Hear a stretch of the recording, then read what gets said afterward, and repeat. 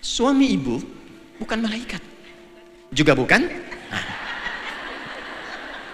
Ibu ngelihatnya gitu maksud. Bukan malaikat, bukan juga. Artinya ketika dia di tengah dan disebut zauj, dia punya kelebihan. Tapi ibu harus sadar, dia pun pasti punya kekurangan. Bagi yang suami, ketika engkau telah menjadi suami, punya pasanganmu, ada istrimu, jangan wariskan sifat kurang baikmu, kekuranganmu, diwariskan kepada pasanganmu. Ini informasi penting bagi para istri. Setelah menikah itu, tidak seideal laki-laki itu kelihatan seperti sebelum menikah. Sebelum akad itu, yang paling ganteng itu ya suami ibu calonnya. Yang paling tegap itu suami Anda. Anda boleh cinta pada fisiknya, gantengnya, tegapnya, kantongnya, silakan. Tapi setelah menikah, itu bisa berubah.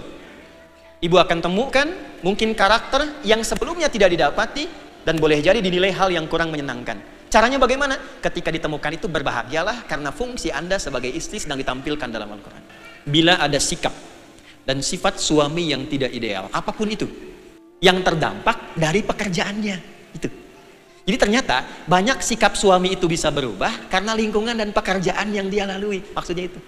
Waktu awal nikah biasa, waktu sepedaan bisa barengan, motoran bisa bersama, kan? Tapi ketika diangkat jadi manajer, direktur bersama juga, cuma bersama orang lain misalnya kan. Jangan langsung dibayangkan yang aneh-aneh dulu. Sama temannya sibuk, sama macam-macamnya. Nah berubah dia dan sikapnya menjadi nggak baik. Jarang nyapa, cuek. Berubah jadi galak gitu. Pertanyaan saya, kira-kira kalau ibu menemukan perubahan karakter suami seperti itu, apa yang harus ibu tampilkan?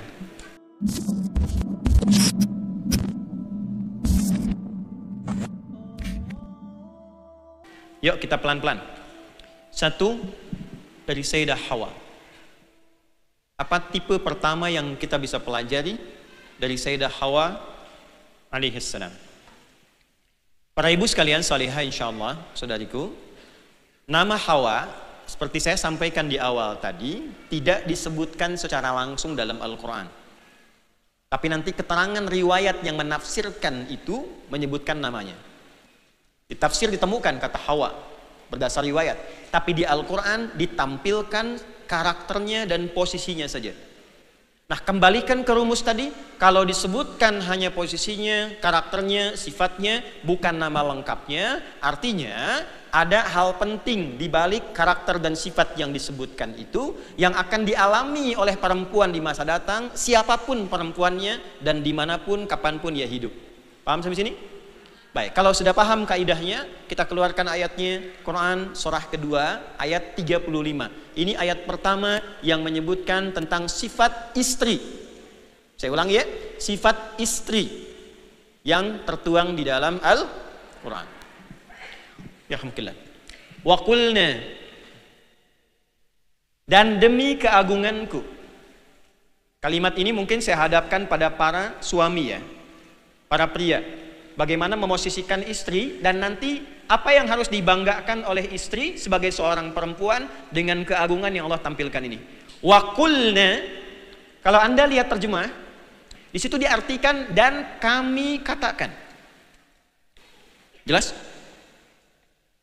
Di dalam bahasa Arab, qulna itu dari kata qala ketemu nahnu. Qala ketemu nahnu. Disatukan, ini jadi kul. Ini diambil naknya dipanjangkan. Nah, kalau menunjuk pada makhluk, laki-laki, perempuan, kita manusia, maka nahnu itu bentuknya jamak, menunjuk banyak. Tapi kalau ditunjukkan kepada Allah, ini bukan menunjukkan bentuk bilangan banyak, tapi menunjuk makna keagungan zat Allah, untuk menunjuk pada kejadian atau keterangan yang sangat agung dan istimewa. Bahasa Arabnya ta'zimun nafsi li ta'zimi sya'ni, menghadirkan keagungan Allah untuk menunjukkan informasi atau peristiwa yang sangat istimewa yang beda dengan peristiwa biasa. Contoh, inna pendek ketemu nahnu. Inna artinya peristiwanya istimewa, informasinya istimewa. Ketika Al-Quran turun, malamnya disebut malam apa? Malam Al-Qadar, jangan pakai Lailah lagi ya. Lailah itu malam. Ya, lail itu malam. Kalau pakai ta di ujungnya, ada istimewa di malam itu. Jadi ada lail saja, ada lailah. Kalau lail saja artinya malam. Jamaknya layali. Al-lail malam. Layali malam bentuknya jamak. 2 malam, 3 malam, 4 malam. Ya. Lela, lili, lala itu turunannya. Ibu Leli, ibu malam-malam. Kalau ada yang istimewa di satu malam, maka tambahkan tak di ujungnya. Dari lail jadi lailah. Jelas? Inna anzalnahu fi lailah. Kenapa pakai tak lailah? Karena ada yang istimewa di malam itu. Gak sama dengan yang lainnya. Itulah sebabnya kenapa menggunakan bentuk panjang. Nah, menerjemahkannya begini. Tanamkan pada hatimu yang paling dalam. Aku tegaskan dengan keagunganku. Ada yang istimewa di malam ini yang tak sama dengan malam lainnya. Yang kalau engkau ibadah di malam itu nilainya lebih dari 1000 bulan. Nah, dengan cara yang sama, perhatikan kalimatnya, wakulna, dan dengan keagunganku. Aku perintahkan dengan keagunganku ini pada sesuatu yang istimewa untuk Adam.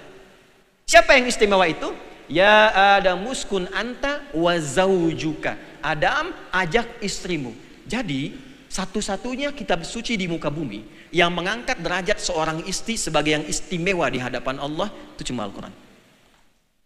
Jadi maksud saya, ketika ibu, Anda perempuan, menjadi seorang istri, itu bukan sekedar menikah begitu saja, tidak. Itu istimewa di hadapan Allah. Itu mahal, Bu. Karena itu kalimat akadnya mesti menggunakan lafaz Allah. Itu pakai lafaz Allah itu kalimatnya itu. Dihalalkan dengan kalimat Allah, digauli dengan kalimat Allah. Karena itu nggak main-main ketika kemudian mengambil peran sebagai seorang istri, menikah, menjadi seorang istri, itu derajatnya naik. Dan istimewa. Nah, cuma problemnya adalah, masalahnya, apakah setiap orang yang memiliki keistimewaan itu menggunakan keistimewaannya dengan baik, benar atau tidak? Saya tanya gini, kalau ada seseorang diangkat jadi pejabat, istimewa nggak? Istimewa. Tapi dia menggunakan jabatannya untuk korupsi. Istimewa tidak? Tidak. Nah, perempuan ketika menikah jadi istri, diangkat derajat di istimewa. Tapi kalau tidak digunakan pada yang baik keistimewaan itu, jatuh keistimewaannya di hadapan Allah. Untuk itulah nanti, kalimat pertamanya supaya menjaga keistimewaan itu, satu. Wa qulna ya adamuskun anta wa zaujukal jannah. Kalimat pertama keistimewaannya diwakili dengan kata zauj.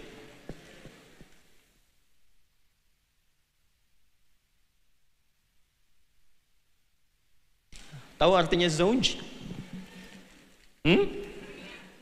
Istri. Baik. Apa itu istri? Zauj. Zauj itu kalau bahasa kerennya lintas gender. Tidak ada nyebut laki-laki atau perempuan. Zauj itu asalnya pasangan yang saling melengkapi. Asalnya. Kalau ingin dibedakan, laki-lakinya zauj, perempuannya tinggal pakai tak, zaujah.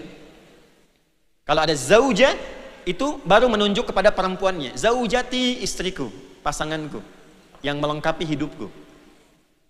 Tinggal tambah tak, muslim, laki-laki, perempuannya muslimah. Mukmin, laki-laki, perempuannya mukminah.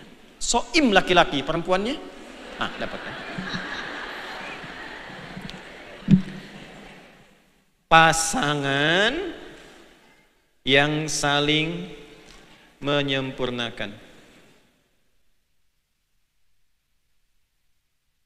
Ya. Nah, pelan-pelan dulu ya. Pelan-pelan, sebentar. Ibu lihat sini. Nah, teman-teman bisa dilihat ya. Saudariku lihat. Ini tangan apa? Ibu nggak usah dadah, cuma nunjukkan tangan apa. Tangan kanan ya. Yang ini tangan? Baik. Jumlah jarinya kanan kiri sama nggak? Sama ya. Ukurannya sama nggak? Ya, baik ya. Normalnya, standarnya sama ya. Baik. Sekarang pelan-pelan. Kanan dan kiri, walaupun terlihat sama, jumlah keadaannya, fungsinya sama nggak? Baik. Kanan dengan kiri saling melengkapi tidak? Berarti ini pasangannya disebut zauj namanya. Jelas? Nah, orang Arab itu kalau menyebut misalnya tangan ada ya zauj. Tangan saya dua saling melengkapi. Kaki kanan. kaki kiri. Secara bentuk sama nggak? Baik. Mohon maaf, jumlah jarinya sama? Sama. Fungsinya sama? Tapi, walaupun fungsinya sama menopang tubuh, dua-duanya punya perbedaan kan? Yang khas kan? Buktinya apa? Sendalnya kan nggak sama. Ya? Kanan dan kiri beda kan? Coba ibu pakai kiri di kanan, kanan di kiri. Baik. Dan yang paling utama, dia harus saling melengkapi kan? Melengkapi itu kan nggak harus sama-sama. Dia tahu fungsinya. Ketika yang kanan ke depan, yang kiri harus di belakang. Ketika yang kiri ke depan, yang kanan harus di belakang. Kalau dipaksakan, susah. Jelas? Tapi poinnya adalah, melengkapi artinya ada yang tidak sama. Melengkapi artinya ada yang kurang lengkap.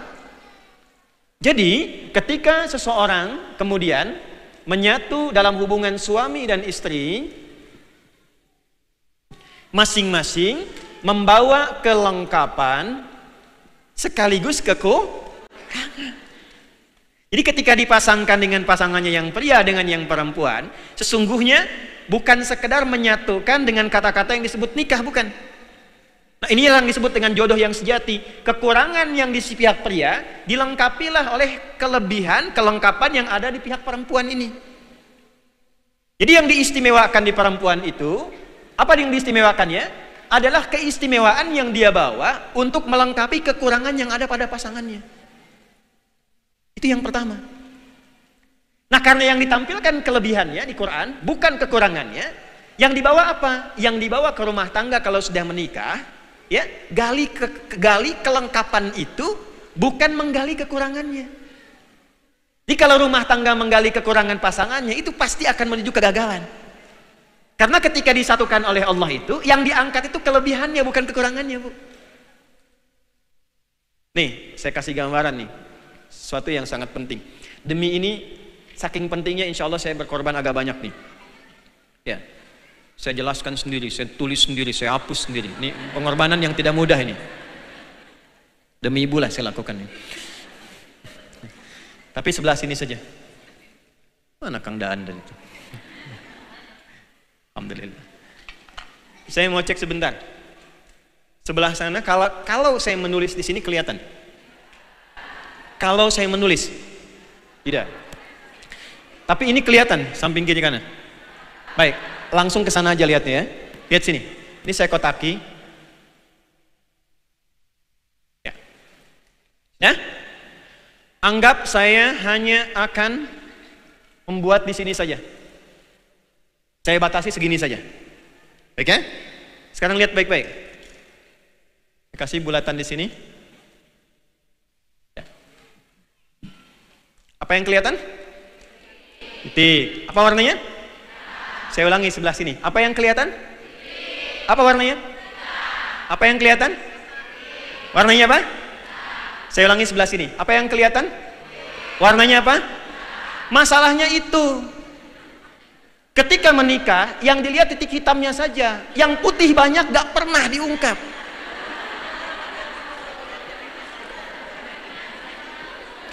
Jadi kalau Anda menikah hanya untuk mencari titik hitam, itu pasti mengantarkan pada pertengkaran dan tak pernah selesai. Gak mungkin orang itu menjadi istri, menjadi suami, kalau tidak disatukan oleh kebahagiaan awal. Dan setitik-titiknya itu pasti ada yang putihnya, Bu. Betul, ya. Jadi deklarasi pertama Quran, menjadi seorang istri itu istimewa. Kapan keistimewaan itu bisa dirasakan? Ketika selalu menggali kelebihan apa yang bisa ditemukan untuk menutupi kekurangan pada pasangannya. Jadi kalau ibu menemukan kekurangan pada suami, ibu mesti bahagia. Jangan menggali kekurangannya. Kenapa ketika ditemukan kekurangan itu? Karena Allah tunjukkan justru dengan kekurangan itu, ditetapkanlah ibu sebagai istri untuk menunjukkan kelebihan ibu. Ya, cuman satu makhluk yang diciptakan oleh Allah yang tidak punya celah kesalahan.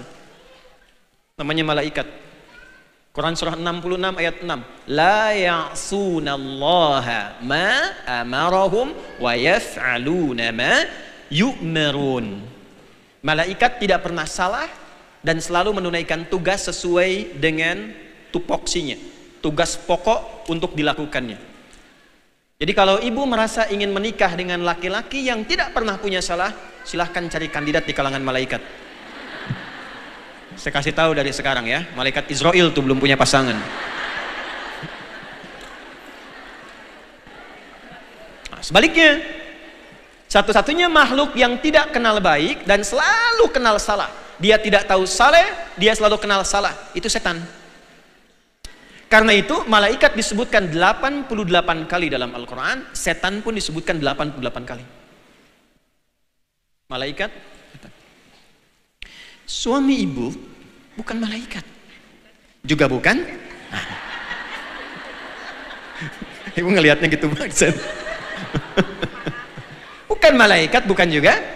Artinya ketika dia di tengah dan disebut zauj, dia punya kelebihan. Tapi ibu harus sadar, dia pun pasti punya kekurangan. Nah, iman itulah yang mengantarkan seorang istri untuk selalu melihat yang putihnya dibanding melihat yang titiknya. Maka turunlah Quran surah keempat.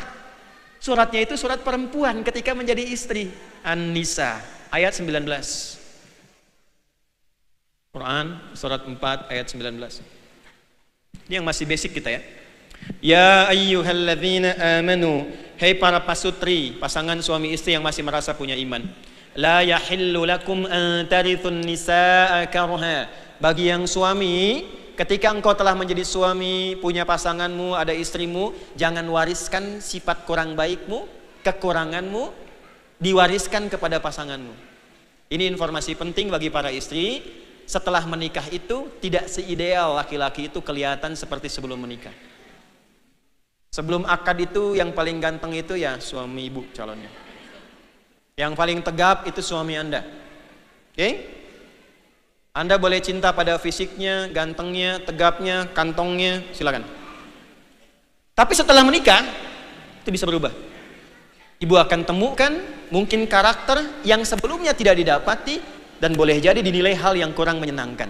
Caranya bagaimana? Ketika ditemukan itu berbahagialah karena fungsi Anda sebagai istri sedang ditampilkan dalam Al-Quran. Oh ini, saya dipasangkan dengan si Ate yang suka nyimpan pakaian kotor sembarangan. Karena saya yang biasa gesit untuk menempatkannya. Nah itu. Makanya di ujungnya lihat ayatnya. Fa in karihtumuhunna. Jika engkau nggak suka dengan sikapnya, jangan marah dulu. Fa'asa an takrahu syai'a wa yaj'alallahu fihi khairan katsira. Boleh jadi engkau enggak suka dengan sikapnya, tapi di balik itu ada kebaikan yang sedang Allah tampilkan. Di antara kebaikan itu apa? Salah satunya mengungkap keistimewaan karakter seorang istri sampai titik mana dia bisa bertahan. Sekarang pertanyaannya, suami yang seperti apa yang ditampilkan dalam Al-Quran yang kira-kira punya banyak masalah sehingga kelihatan keistimewaan istri itu seperti apa dan bagaimana itu ditampilkan dalam kehidupan? Maka ditampilkanlah sosok-sosok suami yang dari situ kelihatan banyak sekali mengalami persoalan, dan dengan itulah nanti para istri akan menghadapi itu dalam kehidupan rumah tangganya. Langsung satu, mau yang baik dulu atau mau yang kurang baik dulu? Yang baik dulu ya. Suami baik tapi sibuk. Baik tapi apa? Sibuk. Nabi Ibrahim alaihissalam.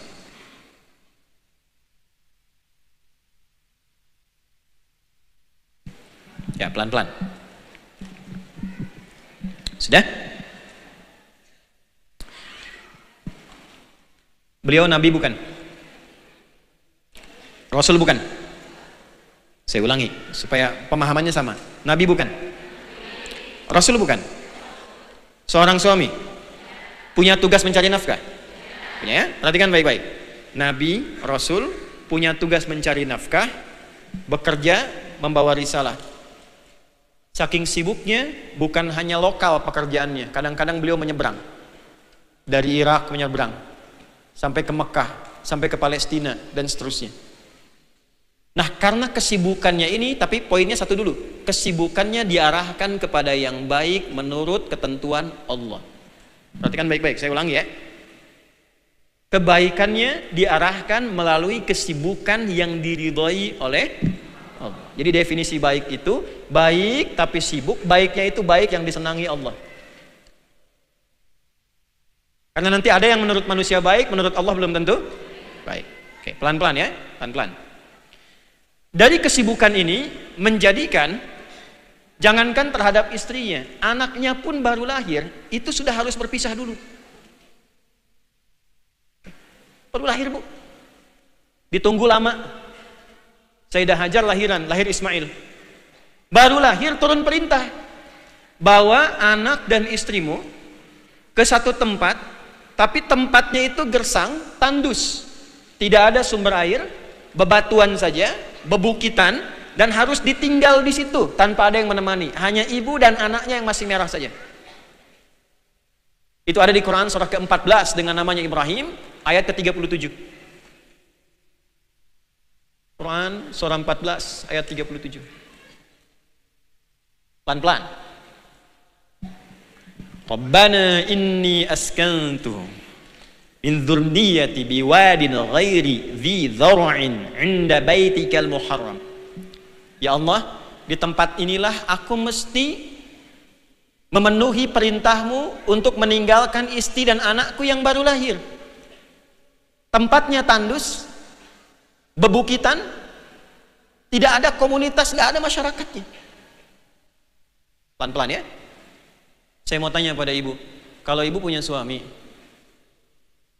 tiba-tiba baru lahiran, masih merah bayinya, terus bilang gini, mah, aku ada tugas, mama tinggal dulu ya di tempat ini, ditinggalkan ibu di tempat lapangan yang kosong, nggak ada airnya, disuruh tinggal di situ, nanti nunggu lagi saya pulang ya. Kira-kira gimana? Marah. Oke, pelan-pelan. Nah, keluar aslinya tuh. Ini aslinya. Lihat-lihat sini. Perhatikan. Pernah nggak ibu dengar Sayyidah Hajar waktu itu marah? Pernah? Kak, protes, bikin status? Enggak. Nggak ada kan? Beliau cuma konfirmasi begini. Dalam riwayat, ahadza min amrillah, apakah ini perintah Allah? Ketika mengkonfirmasi itu perintah Allah, sudah. Kalau ini perintah Allah, pasti nggak akan pernah menyia-nyiakan aku dan anak kita ini. Nggak mungkin Allah tetapkan kecuali sudah dipersiapkan segala bentuk kebutuhan untuk mengalami kehidupan rumah tangganya. Oke, ambil ya. Ini saya ambil yang paling tinggi. Ambil contoh daripada ini. Ya, jangan ngambil yang ustadz lah.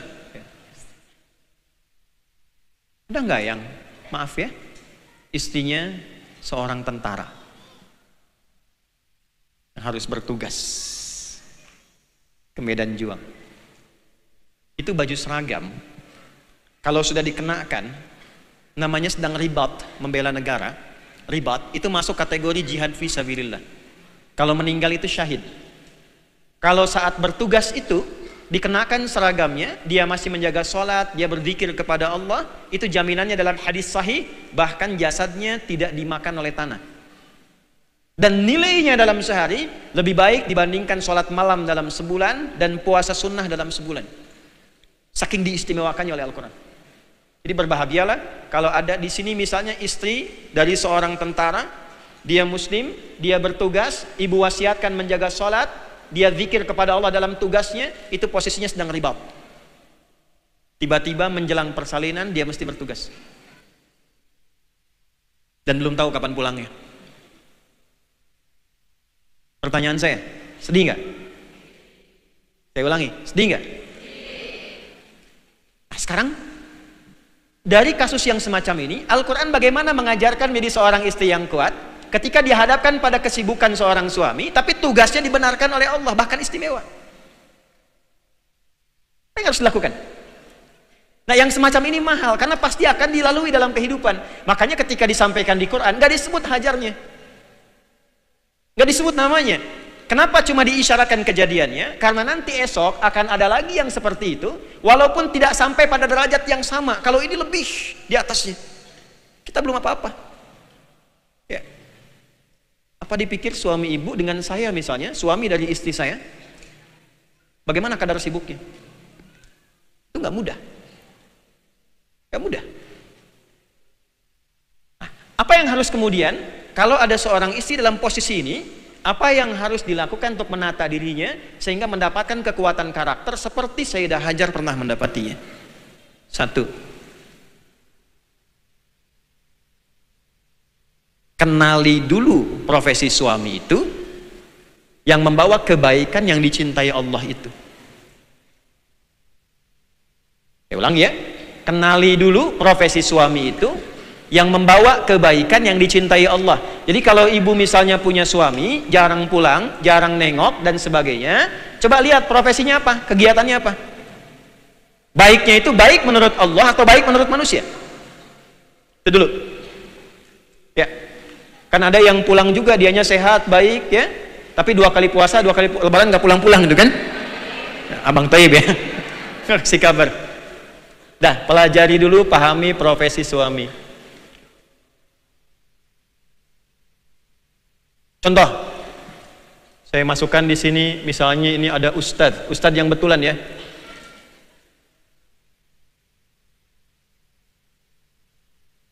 Sudah? Pelan-pelan. Saya sharing sedikit. Sebelum berangkat tugas, biasanya saya cerita, Bun, ini Buya ada tugas. Allah yang kasih tugasnya. Kalau sudah ditugaskan, pasti semua yang diperlukan itu pasti akan diberikan. Pasti Allah akan jaga, pasti Allah akan berikan kekuatan pada anak-anak dan sebagainya. Jadi jangan khawatir. Dari semua yang diterangkan ini, istri menjelaskan kembali kepada anak-anak. Jadi kalau saya berangkat, ibunya menjelaskan kepada anak-anaknya, Buya lagi mengajar untuk menyampaikan perintah dari Allah supaya Allah senang. Nanti kalau Allah senang, kakak nanti diberi hadiah. Hidup kita nyaman, dimudahkan oleh Allah. Ketika semuanya sudah terjalin dengan baik, pemahamannya sudah baik, maka perhatikan baik-baik. Kepergian suami itu bukan menjadi kepergian yang harus dilepas, tapi kebanggaan yang disyukuri di hadapan Allah Subhanahu wa taala. Terima kasih ya Allah, kau mengirimkan kepadaku pasangan yang kau tugaskan tidak seperti juga tugas-tugas yang kau berikan pada yang lainnya.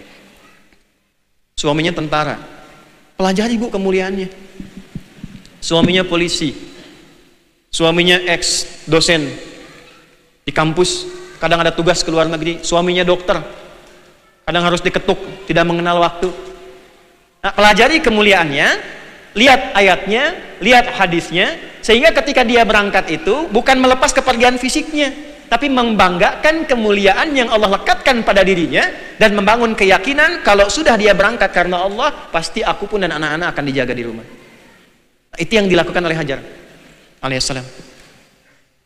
Ismail nangis bu, perlu air, maaf asinya gak keluar.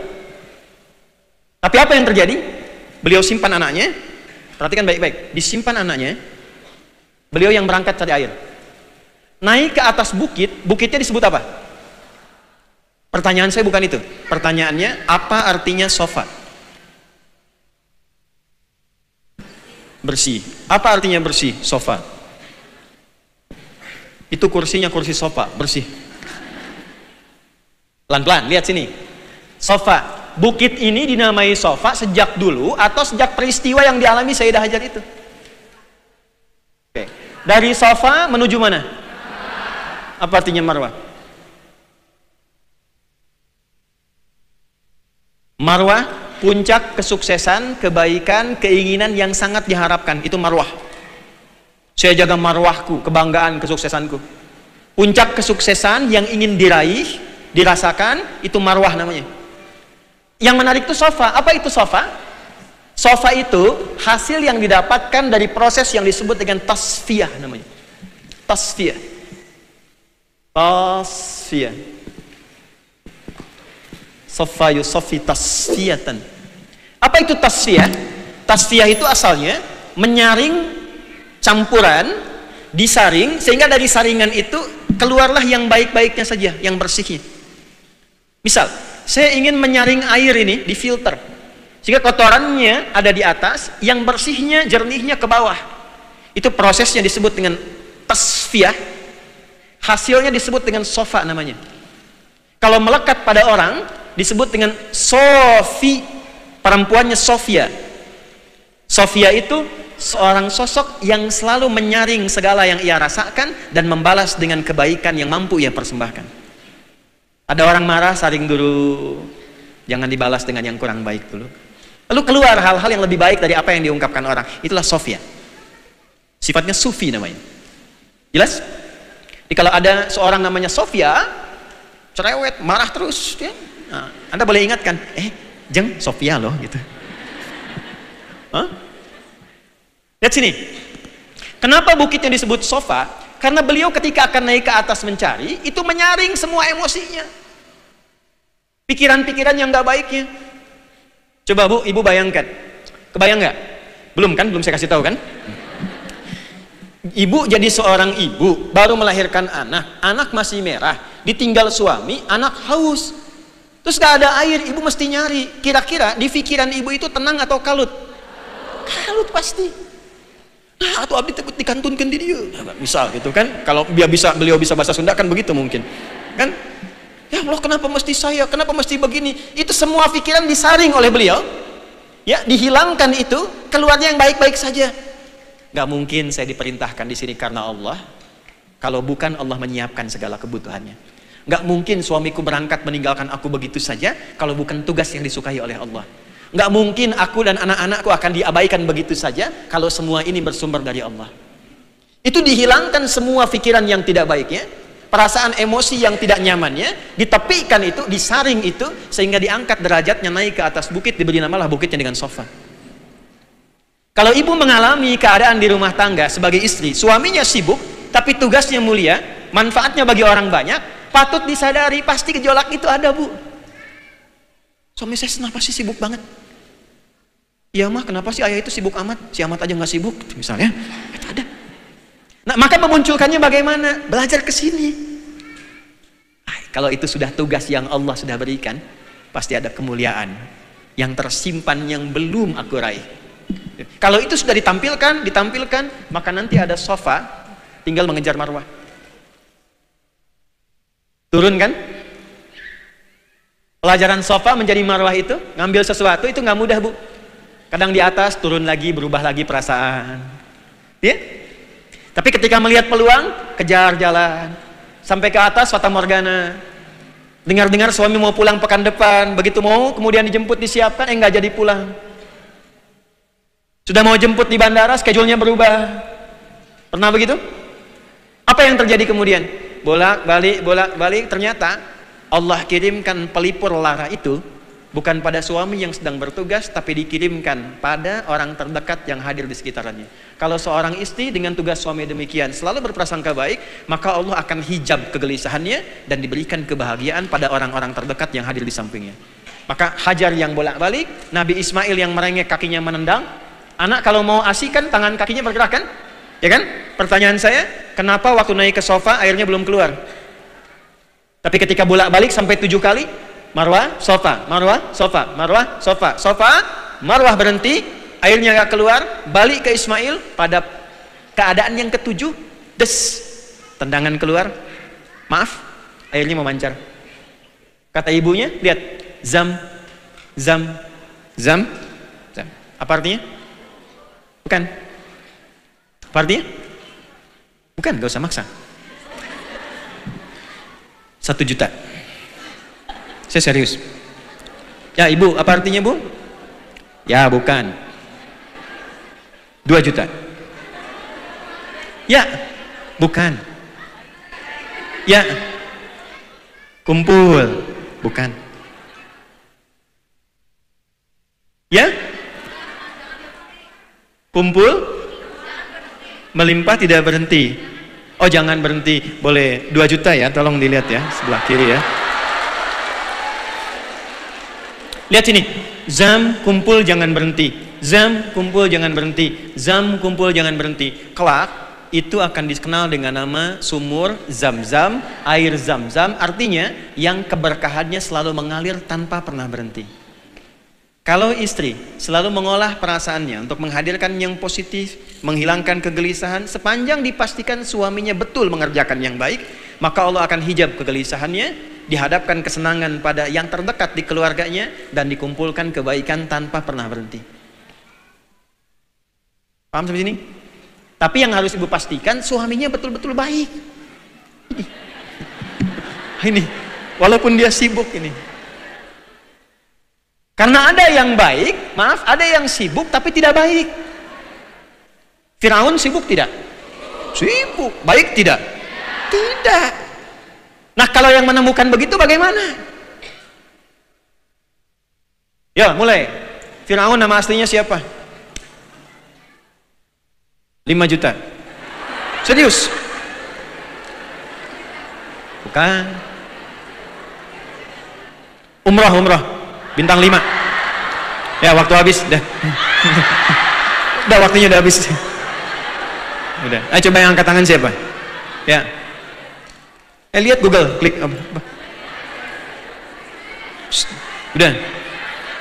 Udah habis waktunya. Udah.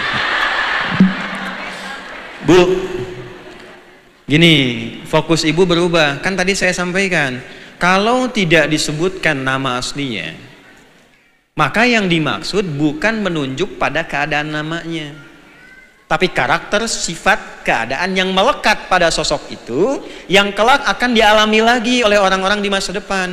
Firaun itu dari kata farao, artinya seorang pemimpin pejabat di masa itu. Ada istri suaminya pejabat. Ini pimpinan tertinggi Firaun dari kata farao. Istri pejabat.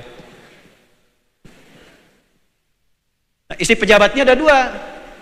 Ada istri perdana menteri yang ada nama yang diisukan namanya Zulaikha itu, Wamra'atul Aziz, istrinya pembesar di zaman Nabi Yusuf alaihissalam. Ada istrinya Firaun, Asyah binti Muzahim itu. Ya kan? Dah. Saya simpan pejabat yang baik dulu. Ada nggak pejabat yang tidak baik? Ini saya disclaimer dulu ya. Ini saya sedang bahas Firaun nih, bukan bahas yang lain. Jangan dikait-kaitkan dulu nih. Baik ya. Kita simpan dulu ruangnya. Ada kegiatan, intinya kita ambil kegiatannya. Karena di masa itu semuanya itu jadi nggak baik. Yang dikedudukan Firaun nggak baik. Yang crazy rich-nya itu juga korun nggak baik juga. Ada intelektualnya, ilmuwan juga, ya. Haman itu kan ilmuwan, gak baik juga. Yang paling menarik, ada kedudukan yang mengantarkan pada karir suami, keadaannya menjadi gak baik. Dan di saat itu, Anda jadi istrinya. Gimana kurang lebih? Gambarannya gini lah, Bu lah. Kalau ibu jadi istri pejabat, tapi kegiatan pejabatnya gak baik, kira-kira ibu bagaimana? Pisah aja. Oh, nggak bisa begitu, tar dulu. Tar dulu, pelan-pelan. Karena pejabat yang baik juga ada. Nabi Yusuf pejabat bukan? Jabat. Menteri koordinator bidang pangan Nabi Yusuf. Nabi Sulaiman pejabat bukan? Jabat, raja tertinggi. Ya kan? Tapi di sini ada kondisi, kita bukan bahas jabatannya nanti. Kita yang akan kita bahas adalah bila ada sikap dan sifat suami yang tidak ideal, apapun itu, yang terdampak dari pekerjaannya itu. Jadi ternyata banyak sikap suami itu bisa berubah karena lingkungan dan pekerjaan yang dia lalui. Maksudnya itu. Waktu awal nikah biasa, waktu sepedaan bisa barengan, motoran bisa bersama, kan? Tapi ketika diangkat jadi manajer, direktur bersama juga, cuma bersama orang lain misalnya kan. Jangan langsung dibayangkan yang aneh-aneh dulu. Sama temannya sibuk, sama macam-macamnya. Nah, berubah dia. Dan sikapnya menjadi nggak baik. Jarang nyapa, cuek, berubah jadi galak gitu. Pertanyaan saya, kira-kira kalau ibu menemukan perubahan karakter suami seperti itu, apa yang harus ibu tampilkan? Masa? Bisa aja ibu.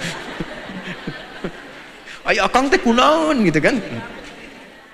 Lihat sini, maka Quran menampilkan yang paling ekstrim, Firaun langsung. Yang hobinya bunuh orang. Pelan-pelan. Hobinya bunuh orang. Baru lahir sudah dibunuh. Quran surah kedua ayat 49, yudzabbihuna abna'akum. Karena merasa ada bisikan yang tidak bagus, nah ini ada bisikan.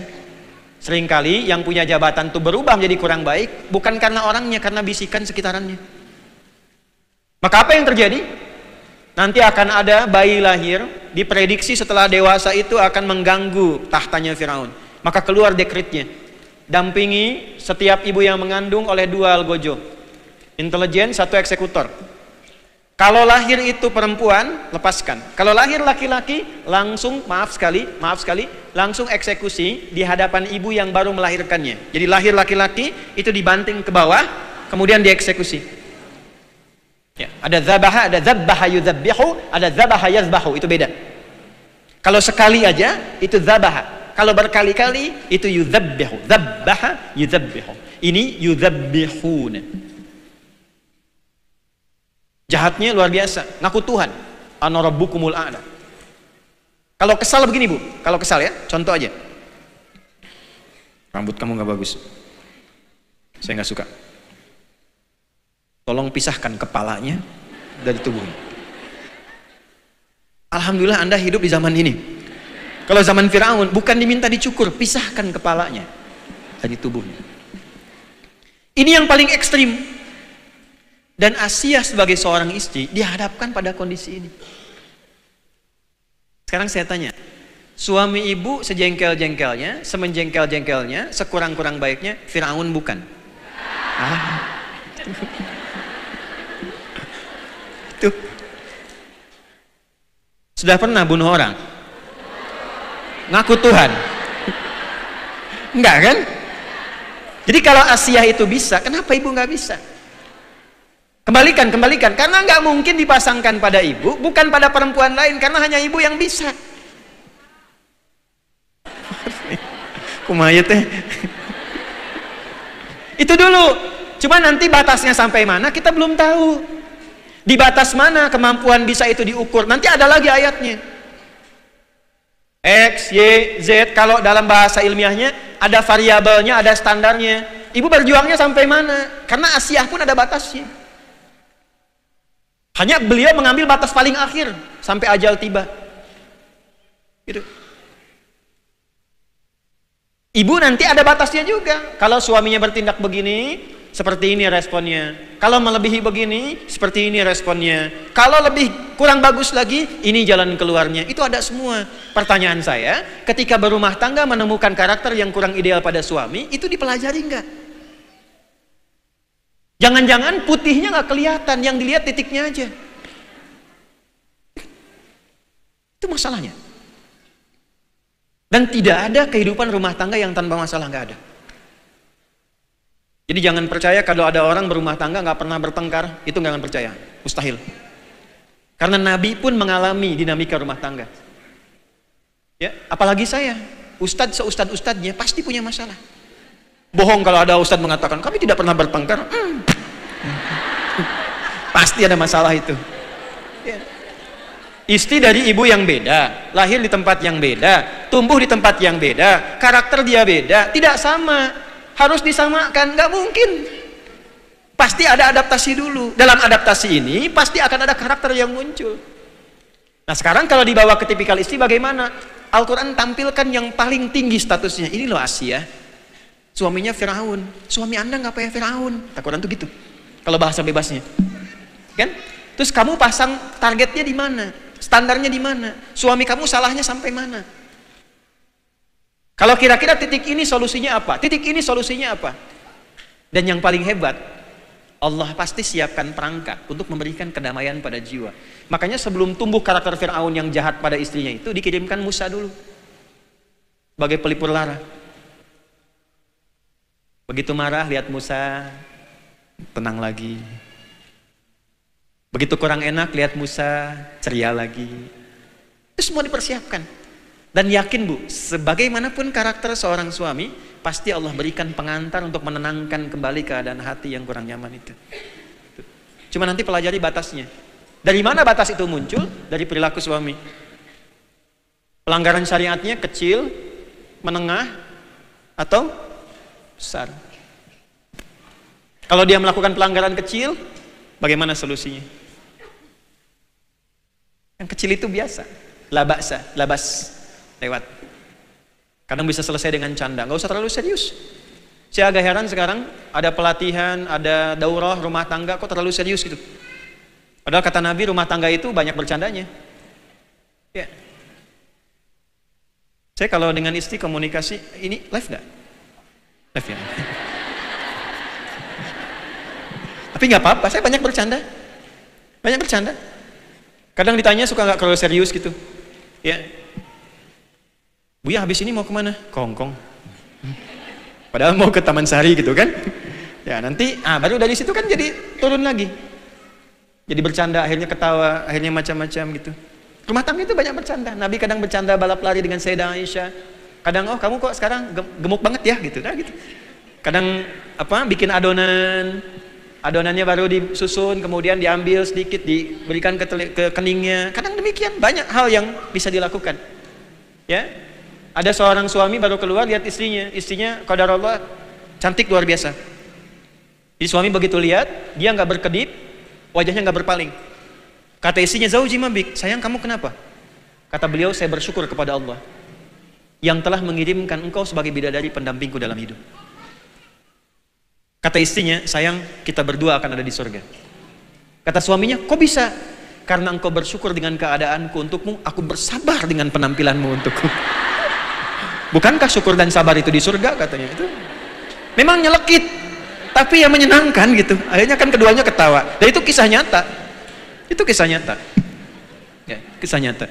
Nah ini kalau di sini masih kecil, kalau menengah bagaimana?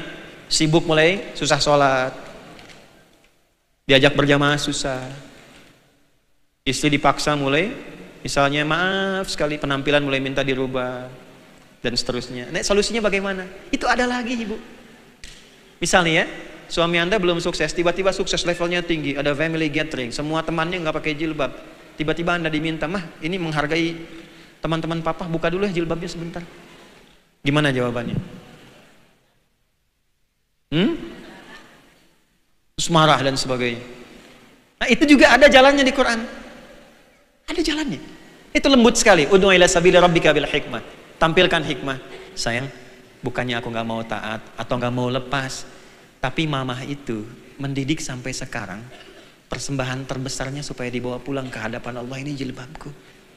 Aku takut ketika dibuka itu tiba ajalku kemudian meninggal, dipakai selama hidup, meninggal tanpa jilbab. Terus dipasang lagi kain kafan dengan kerudung, aku malu kalau ditanya man rabbuka misalnya. Ya udah kapan lagi aja, kapan-kapan. Nanti itu bisa berubah. Dan itu ada, tidak harus berdebat. Apa?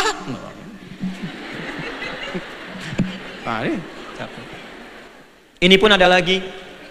Kalau yang ini muncul, yang ayat 34 surat 4-nya bunyi, coba tenangkan dulu. Coba yang satu di ruangan A, yang dua di ruangan B. Coba datang ke orang tua, diskusi dulu. Coba cari orang bijak untuk memberikan penengah dengan baik. Sampai terus gitu. Kalaupun harus terpaksa keluar kata-kata untuk berpisah misalnya, coba renungkan dalam 3 kali suci dulu. Orang salah memahami talak saat ini. Talak itu pada awalnya adalah skema jarak agak panjang untuk memberikan penilaian akhir. Ada nggak masih ada rasa cinta, kebaikan, berubah, rindu dan sebagainya? Kalau masih ada, durasinya ada. Kalau nggak peduli, maksiatnya masih jalan, ada lagi nanti setelah itu. Kalau suami itu di luar perkiraan, tiba-tiba kerasnya keluar, KDRT-nya keluar, nggak pernah mau sholat, tapi nggak pernah juga pengen memisahkan, nanti ada lagi solusinya. Dikenal khulu namanya, itu pun ada prosesnya. Jadi semua ada jalannya. Pertanyaan saya, dari semua masalah rumah tangga yang mungkin muncul pada suami, sebagai istri, ibu pelajari nggak rumusan itu? Saya kan baru berikan garis besarnya saja, belum detailnya. Nah ini tugas, tipenya ada di mana? Sebagai istri seperti A apa? Seperti B apa? Dan turunannya. Ada yang lebih dahsyat lagi. Ada yang lebih dahsyat lagi. Itu resikonya tinggi. Dilakukan bisa berpisah, nggak dilakukan adaptasinya nggak mudah. Tapi kalau bisa melewati itu, jaminannya surga. Itu akan kita bahas di pertemuan berikutnya. Waktunya udah habis. Jadi nanti nggak, saya ambil garis besarnya sebentar ya sebelum kita berpisah. Nih gini, ada ibu yang single parent. Ada di sini? Ada. Pernah nggak keluarkan ayat Quran tentang seorang ibu yang dijamin masuk surga, hidupnya indah, nyaman, walaupun single parent. Hebatnya, beliau bisa mendidik anaknya lebih hebat dibandingkan ibunya. Dan itu ditiru fikihnya oleh Imam Syafi'i, oleh Imam Ahmad, sehingga anak-anaknya tumbuh hebat di masa datang. Itu ada ayatnya. Tentang siapa? Maryam. Maryam single parent tidak? Single parent. Ada lagi yang, maaf, membesarkan anak, istri bertugas luar yang jauh, seperti Sayyidah Hajar. Ada lagi yang sudah berumah tangga, divonis gak mungkin punya keturunan. Bisa. Tapi di Quran itu ada solusinya. Kasusnya seperti siapa? Apakah seperti Sayyidah Sarah Nabi Ibrahim? Apakah seperti misalnya istrinya Nabi Zakaria? Itu runtut sampai amalannya, sampai tempatnya, waktunya, kapannya, dan kejadiannya. Dan hikmahnya. Sekarang, dari tipe-tipe itu saya sampaikan bagian terakhir sebagai penutup. Di Quran, tipe perempuan sebagai penutup dibagi dua bagian. Ibu mesti hati-hati ya. Baik, buruk. Ini sebagai penutup, 5 menit saja. Sudah? Yang baik, awas ya, baik sebagai ibu, sebagai istri, sebagai anak. Kalau ingin disebut baik oleh Allah, jaga keistimewaan ini sampai kembali kepada Allah, dan ibu istimewa di hadapan Allah. Perempuan yang bisa mengamalkan amalan yang pertama ini dalam keadaan baik, rizkinya akan dimudahkan Allah, doanya akan cepat dijawab. Jangan dulu amin sebentar. Pertama, dia punya sifat iffah. Menjaga kehormatan dirinya, menjauhkan diri dari segala hal yang bisa merusak kehormatannya di hadapan Allah. Tolong jaga sebagai perempuan, ibu ini istimewa. Diciptakannya istimewa, tampilannya istimewa, dijaga dengan istimewa, pelajari keistimewaan itu dan jaga sampai meninggal. Sampai pulang. Penampilan istimewa. Maka terapkan sifat iffah dalam penampilan. Pelajari apa yang boleh tampak, apa yang nggak boleh tampak. Kepada siapa boleh tampak, kepada siapa nggak boleh tampak. Tapi pelajari dulu supaya mengerti. Jadi gini, kalau mau berjilbab yang enak, ya bukan sekedar dipakai, tapi ibu tahu kenapa turun ayat jilbab yang sebelumnya nggak ada. Sebelumnya nggak ada jilbab, tapi kenapa bisa turun? Dan itu bahasa cintanya itu luar biasa. Aku turunkan kepadamu syariat jilbab ini karena kasihku, kata Allah, untuk melindungimu. Sebagai hadiah untukmu, aku lindungi engkau dengan jilbabmu. Ketika itu dikenakan, maka berlaku perintah pada pria muslim untuk menjaga setiap perempuan yang berjilbab. Makanya dosa besar bila ada perempuan sengaja mengenakan jilbab untuk melakukan tindakan kriminal. Misal, dia mencuri pakai jilbab, itu dosanya luar biasa. Karena dia merendahkan pemberian Allah yang sudah diturunkan untuk mengangkat derajatnya. Yang kedua, supaya dikenali bahwa engkau itu hambaku. Asa ayyurafna fala yu'dzain. Contoh saja ya. Nah, sebagai istri, apa sifat iffah yang diterapkan dalam rumah tangga? Pelajari. Jaga kehormatan suami, jangan menyebut tentang keadaan suami yang tidak baik di pertemuan-pertemuan besar. Jangan bikin status tentang suami yang mungkin merendahkan keadaan suami. Jangan melakukan tindakan yang tidak bagus yang meruntuhkan karir suami. Suami sudah bagus, ibunya yang flexing, suami yang kena. Ibunya maaf sekali, suaminya sudah baik, kinerjanya bagus, ibunya kumpul, ketemu circle yang gak bagus, suaminya kena lagi. Ya. Jeng, apa kabar? Di pengajian, baik, alhamdulillah, sehat. Suami bagaimana? Di situ masalahnya. Ifah sebagai ibu, ayo coba lihat anaknya. Anaknya pakaiannya bagaimana?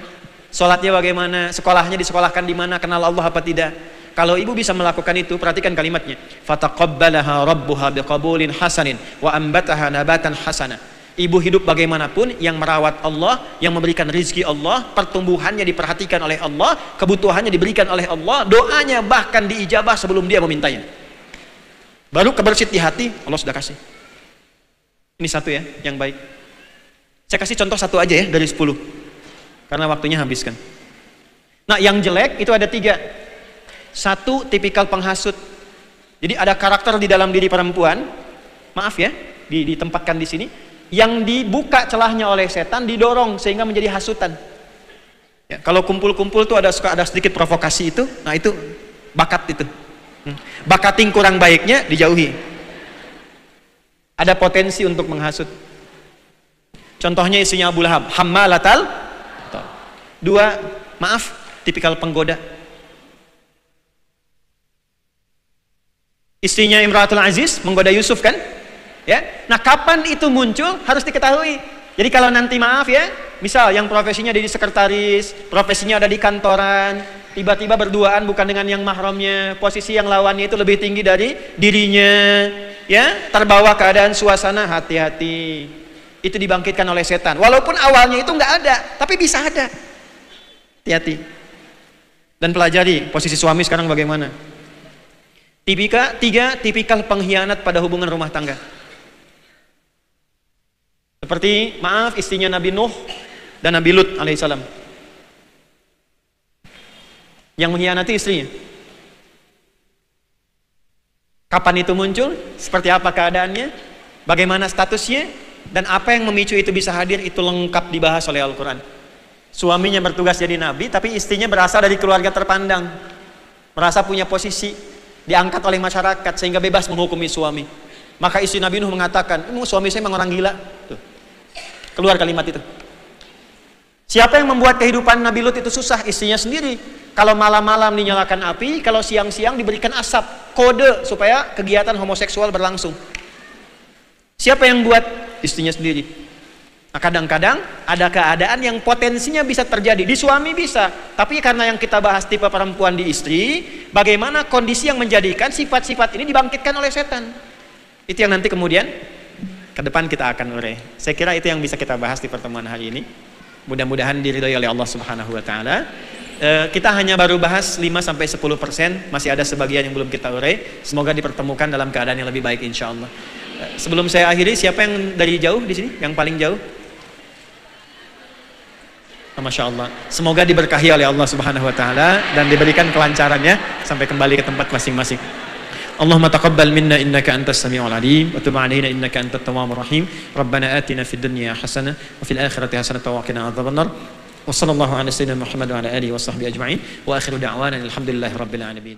Masya Allah, sungguh dalam dan menyentuh apa yang baru saja kita dengarkan. Nasihat dari Ustadz Adi Hidayat ini benar-benar membuka mata kita bahwa rumah tangga bukan sekadar menyatukan dua insan, tapi menyatukan dua jiwa dengan satu tujuan, ridha Allah. Sekarang kita tahu kunci rumah tangga bahagia adalah memahami peran masing-masing dalam rumah tangga, saling melengkapi dan memahami karena setiap dari pasangan kita tidak ada yang sempurna, pasti ada kekurangannya.